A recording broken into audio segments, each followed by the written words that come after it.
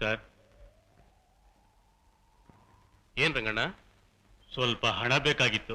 ಏನ್ ರಂಗಣ್ಣ ನಾನು ಕೇಳ್ತಾ ಇದೀಯಾ? ಸರ್, ನನ್ನ ಹೆಂಡತಿಗೆ ಹುಷಾರಿಲ್ಲ, ಅವಳನ್ನ ಆಸ್ಪತ್ರೆಗೆ ಸೇರಿಸಬೇಕಾಗಿತ್ತು. ನಿಮ್ಮ ಯಜಮಾನ ಇದಾನಲ್ಲ, ಕೇಳಬೇಕಾಗಿತ್ತು. ಆತ ಈಗ ಎಲ್ಲಾ ರೀತಿಯಲ್ಲೂ ಅನುಕೂಲವಾಗಿದ್ದಾನಲ್ಲ. ಅವರು ಮೊದಲ ತರ ಇದ್ದಿದ್ರೆ ಹಣ ಕೇಳ್ಬೋದಾಗಿತ್ತು ಸರ್.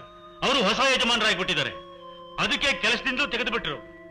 ಓ, ನಿನ್ನೂ ಕಳಿಸ್ಬಿಟ್ನಾ? ರಂಗಣ್ಣ, ಜೀವನದಲ್ಲಿ ಕಷ್ಟಪಟ್ಟು ಮುಂದೆ ಬಂದಿರೋ ವ್ಯಕ್ತಿ ಯಾರೇ ಆದ್ರೂ ತನ್ನ ಪ್ರಾರಂಭ ಸ್ಥಿತಿಯನ್ನು ತಿಳಿದವನ್ನ ಜೊತೆಯಲ್ಲಿ ಇಟ್ಕೊಳಕ್ ಇಷ್ಟಪಡಲ್ಲ.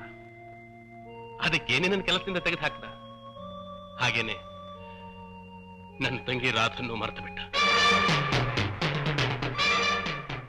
ನೀವು ಹೇಳೋದೇ ನಿಜವಾದ್ರೆ ಅವನು ಸುಮ್ಮನೆ ಬಿಡಲ್ಲ. ನನಗೇನಾದ್ರೂ ಚಿಂತೆ ಇಲ್ಲ, ಆದ್ರೆ ಅವನ ಏಳಿಗೆ ಕಾರಣವಾದ ರಾಧಮ್ಮನ್ನು ಅವಮಾನ ಮಾಡಿದ್ನಲ್ಲ, ಅವನು ಖಂಡಿತ ಬಿಡಲ್ಲ.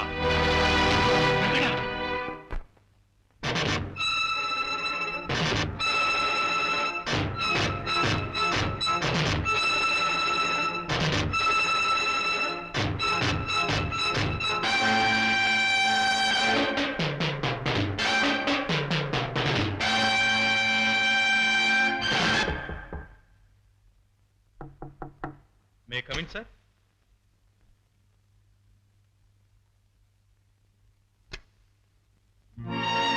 Yes, Mr. Arun. ಏನು ಸರ್, ರಂಗಣ್ಣ ಅವ್ರ ಮನೆಗೆ ಹೋಗಿದ್ದೆ.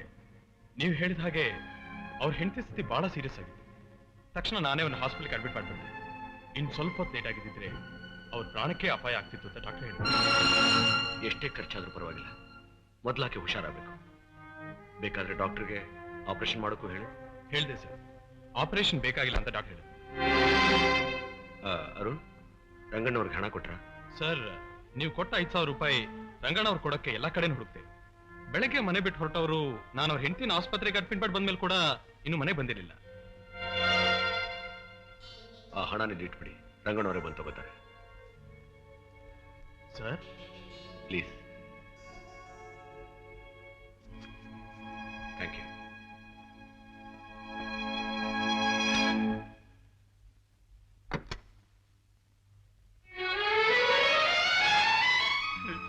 ಸರ್, ದಯವಿಟ್ಟು ನನ್ನನ್ನು ಕ್ಷಮಿಸ್ಬಿಡಿ ಸರ್, ನನ್ನನ್ನು ಕ್ಷಮಿಸ್ಬಿಡಿ ಸರ್, ನನ್ನನ್ನು ಕ್ಷಮಿಸ್ಬಿಡಿ ಸರ್, ನನ್ನನ್ನು ಕ್ಷಮಿಸ್ಬಿಡಿ. ನೀವು ನನಗೆ ಅನ್ಯಾಯ ಮಾಡ್ತಿದ್ದೀರಿ ಅಂತ ತಿಳ್ಕೊಂಡು ನಾನು ನಿಮ್ಮನ್ನು ಕೊಲೆ ಮಾಡೋದಕ್ಕೆ ಬಂದ್ಬಿಟ್ಟಿದ್ದೆ. ನೀವು ನನ್ನ ಹೆಂಡತಿನ ಕಾಪಾಡಿ ನಿಮ್ಮ ದೊಡ್ಡ ಗುಣ ಅಂತ ತೋರಿಸ್ಬಿಟ್ರಿ ಸರ್. ನಾನು ದುಡುಕಿ ಈ ರೀತಿ ಮಾಡಿದ್ದಕ್ಕೆ ದಯವಿಟ್ಟು ದಯವಿಟ್ಟು ನನ್ನನ್ನು ಕ್ಷಮಿಸ್ಬಿಡಿ ಸರ್, ನನ್ನನ್ನು ಕ್ಷಮಿಸ್ಬಿಡಿ, ಕ್ಷಮಿಸ್ಬಿಡಿ.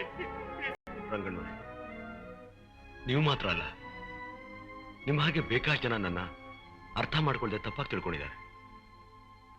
ನಾನು ಯಾಕೆ ಹೀಗಾದೆ, ನಾನು ಯಾಕೆ ಈ ರೀತಿ ನಡ್ಕೋತಾ ಇದ್ದೀನಿ ಅಂತ ಎಷ್ಟೋ ಜನಕ್ಕೆ ಅರ್ಥ ಆಗಿಲ್ಲ. ಸಮಯ ಬಂದ್ರೆ ಎಲ್ರಿಗೂ ಗೊತ್ತೇ. ರಂಗಣ್ಣವರೇ, ನಾನು ನಿಮ್ಮನ್ನ ಕೆಲಸದಿಂದ ತೆಗೆದಾಕ್ಬಿಟ್ಟೆ ಅಂತ ನಿಮ್ಮ ಮನಸ್ಸು ತುಂಬಾ ನೋವಾಗಿರ್ಬೇಕಲ್ಲ. ಅದಕ್ಕೆ ಕಾರಣ ಇದೆ. ನಾನು ಯಾವತ್ತೂ ನಿಮ್ಮನ್ನ ನನ್ನ ಕೈ ಕೆಳಗಡೆ ಕೆಲಸ ಮಾಡೋ ಕೆಲಸಗಾರ ಅಂತ ತಿಳ್ಕೊಂಡಿಲ್ಲ. ಇವತ್ತು ನಾನು ಈ ಸ್ಥಿತಿಗೆ ಬರೋದಿಕ್ಕೆ ಪ್ರತ್ಯಕ್ಷವಾಗಿ ಪರೋಕ್ಷವಾಗಿ ಬೇಕಾಷ್ಟು ಜನ ಕಾರಣರಾಗಿದ್ದಾರೆ. ಆದ್ರೆ ನೀವು ಒಬ್ಬರು. ನನಗೆ ಗೊತ್ತು ನೀವು ನನಗೋಸ್ಕರ ಎಷ್ಟು ಕಷ್ಟಪಟ್ಟಿದ್ದೀರಾ ಅಂತ. ನಿಮಗೆ ಕೃತಜ್ಞತೆ ಹೇಳಬೇಕು ಅಂತಾನೆ ನಾನು ನಿಮ್ಮನ್ನ ಕೆಲಸದಿಂದ ತೆಗೆದುಹಾಕಿ ಕಂಪನಿ ಪಾರ್ಟ್ನರ್ ಆಗಿ ಮಾಡಿಕೊಂಡೆ.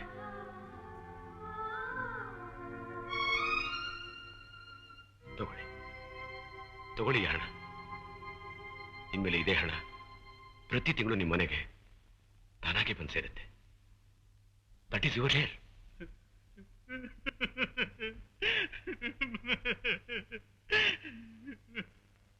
ರಂಗಣ್ಣವ್ರೆ, ಇಲ್ಲಿ ನಡೆದಿರೋ ಘಟನೆ ಯಾರಿಗೂ ಗೊತ್ತಾಗಬಾರ್ದು. ನನ್ನ ರಾಧನ್ಗಂತೂ ಗೊತ್ತಾಗ್ಲೇಬಾರ್ದು. ಸರ್, ಇಷ್ಟೊಂದು ದೊಡ್ಡ ಗುಣ ಇರೋ ನೀವು ರಾಧಮ್ನ ಹತ್ರ ಯಾಕೆ ಸರಿಯಾಗಿ ನಡ್ಕೋತಿದ್ದೀರಾ?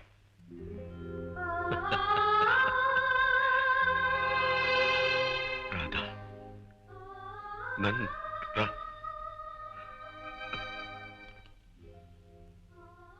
ರಂಗಣ್ಣವ್ರೆ, ನೀವು ಹೊರಡಿ. ಒಂದು ನಿಮಿಷ, ಮೊದಲು ಆಸ್ಪತ್ರೆಗೆ ಹೋಗಿ ನಿಮ್ಮ ಹೆಂಡತಿ ನೋಡಿ.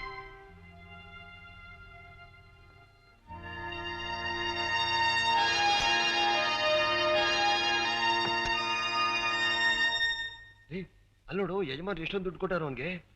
ಅಲ್ಲಯ್ಯ, ಕಷ್ಟ ಸುಖ ಅಂತ ಹೇಳಿದ್ರೆ ನಮ್ಮ ಯಜಮಾನ್ರು ಯಾವತ್ತೇ ಸಹಾಯ ಮಾಡಿಲ್ಲ. ನೀನ್ ಹೇಳೋದೇನೋ ಸರಿ ಅನ್ನು, ಆದ್ರೆ ಈಗ ಹೇಳು. ಏನ್ ಹೇಳಿ, ನಮ್ಮ ಯಜಮಾನೇನೋ ಒಳ್ಳೆಯವರೇ ಕಣೋ. ಅವ್ರ ಜೊತೆ ಬಂದಿದ್ದಾಳೆ ಅವ್ರನ್ನ ಬದಲಾಯಿಸ್ತಿರೋದು. ಅದ್ ಸರಿ ಅನ್ನು, ಹೆಂಗಸ್ರೆ ಹಿಂಗೆ ಮನ್ಸ್ ಮಾಡಿದ್ರೆ ಏನ್ ಬೇಕಾದ್ರು ಮಾಡ್ತಾರ ಕಣೋ. ಯಜಮಾನ್ರಿಗೆ ಏನಾದ್ರು ಹೇಳ್ಬಿಟ್ರೆ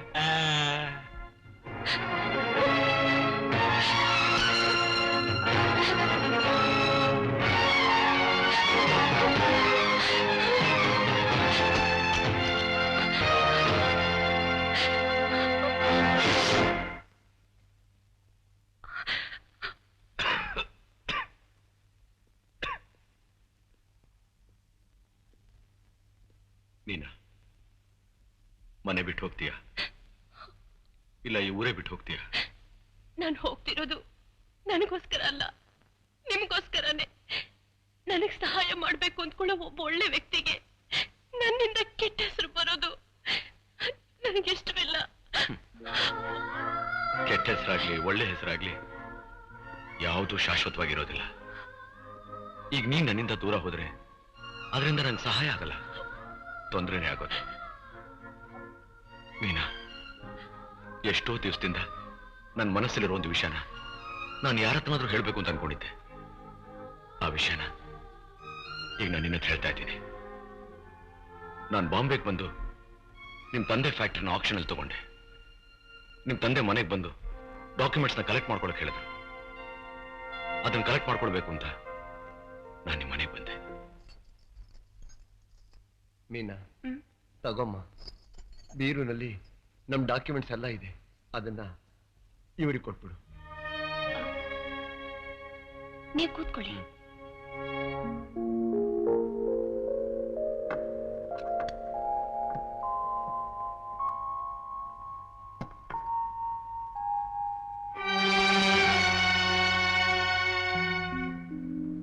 ತಗೊಳ್ಳಿ.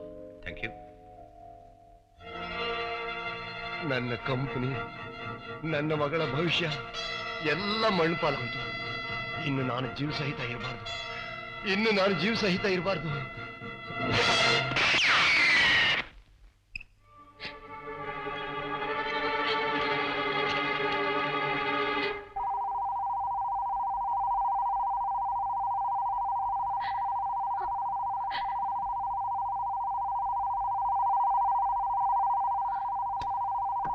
How is it doctor? Doctor, ಈಗ ಅವ್ರಿಗೆ ಹೆಚ್ಚಾಗಿ ರಕ್ತದ ಅಗತ್ಯ ಇದೆ. ತಕ್ಷಣ ನೀವು ಅವ್ರಿಗೆ ಓ ಪಾಸಿಟಿವ್ ರಕ್ತಕ್ಕೆ ಏರ್ಪಾಡು ಮಾಡಿದ್ರೆ ತುಂಬಾ ಒಳ್ಳೇದು. ನಂದು ಓ ಪಾಸಿಟಿವ್, ಎಷ್ಟು ಬೇಕಾದ್ರೆ ನಾನು ಕೊಡ್ತೀನಿ. ಬನ್ನಿ, ಮಲ್ಕೊಳ್ಳಿ.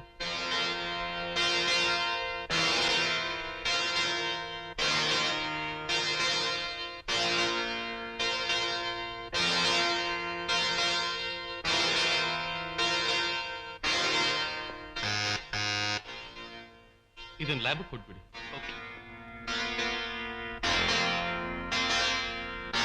ಸರ್, ಎಸ್, ಇದನ್ನ ಟೆಸ್ಟ್ ಮಾಡಿ ಈಗಲೇ ರಿಪೋರ್ಟ್ ಕೊಡ್ಬೇಕಂತ. ಸರ್, ಇದನ್ನ ಈಗಲೇ ಟೆಸ್ಟ್ ಮಾಡಿ.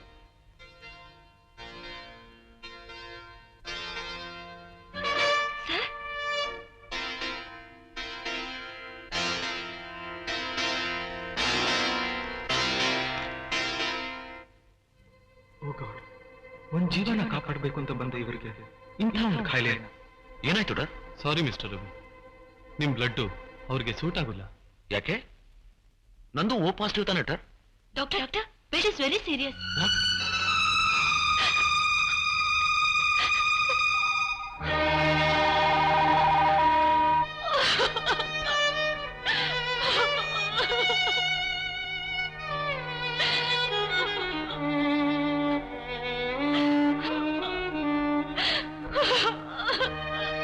ಸಾರಿ ಮಿಸ್ಟರ್ ರವಿ, ನಿಮ್ ಬ್ಲಡ್ ಅವ್ರಿಗೆ ಸೂಟ್ ಆಗೋದಿಲ್ಲ.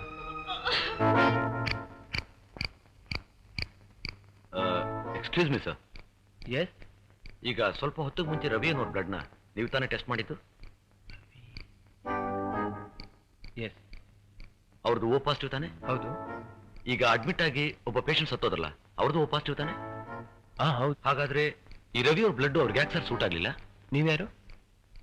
ನಾನು ಅವ್ರ ಸ್ನೇಹಿತ. He suffering from cancer. Blood cancer.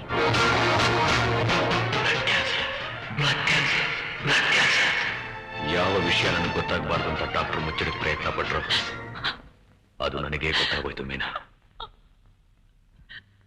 S, ನಾನೊಬ್ಬ ಕ್ಯಾನ್ಸರ್ ಪೇಷಂಟ್.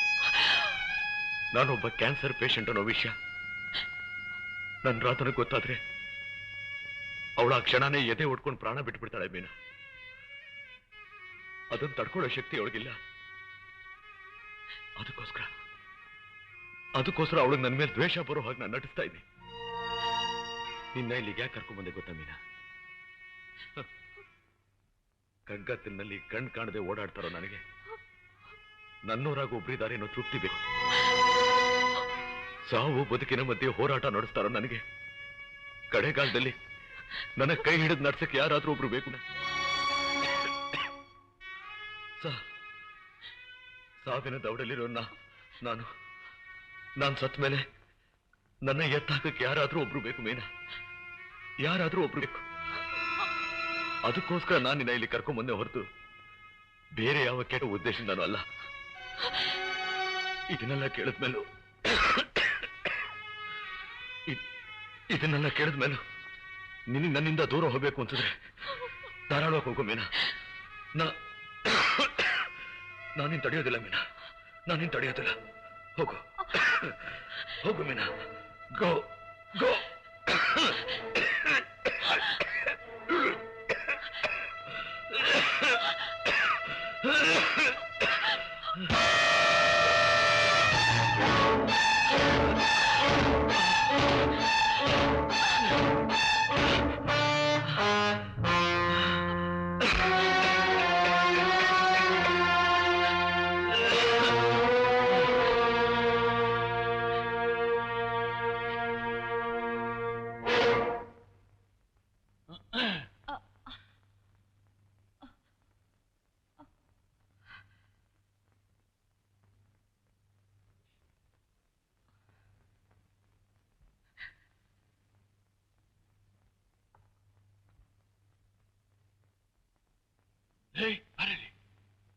ಬರಲಿ. ಯಾಕೋ? ಏನು ರೂಮ್ನಲ್ಲಿ ಏನ್ ನಡೀತಿದೆ ಗೊತ್ತಾ? ಏನ್ ನಡೀತಾ ಇದೆಯೋ? ದೊಡ್ಡ ವಿಷಯ. ಅಯ್ಯಯ್ಯೋ, ದೇವಸ್ಥಾನದಾಗಿದ್ದ ಮನೆ ಯಾವ ರೀತಿ ಆಗೋಯ್ತು ನೋಡು. ಅಲ್ವೋ, ಹೋಟ್ಲ್ನಲ್ಲಿ ನಡಿಬೇಕಾದ ವಿಷಯ ಎಲ್ಲ ಮನೆ ಒಳಗೆ ನಡೆಯಕ್ ಶುರು ಆಗೋಯ್ತು. ಅವಳು ಯಜಮಾನನ ರೂಮ್ ಕರ್ಕೊಂಡು ತು ಹೆಂಗಪ್ಪ ಈ ವಿಷಯ ಬಾಯ್ನಾಗ ಹೇಳುದು? ನೋಡಿ, ನಿಮ್ಮ ಯಜಮಾನ್ರ ಹತ್ರ ಹಣ ಇದೆ, ಅವ್ರು ನನ್ನನ್ನ ಇಟ್ಕೊಂಡಿದ್ದಾರೆ. ನಾನು ಅವ್ರ ಜೊತೆ ನನ್ನಿಷ್ಟ ಬಂದಾಗಿರ್ತೀನಿ. ಇನ್ಮೇಲೆ ಯಾರಾದ್ರೂ ನಮ್ ವಿಷಯ ಮಾತಾಡಿದ್ರೆ ಕತ್ ಹಿಡ್ದು ಆಚೆ ತಳ್ತೀನಿ. ಹೋಗಿ ಇಲ್ಲಿಂದ, ಹೋಗಿ.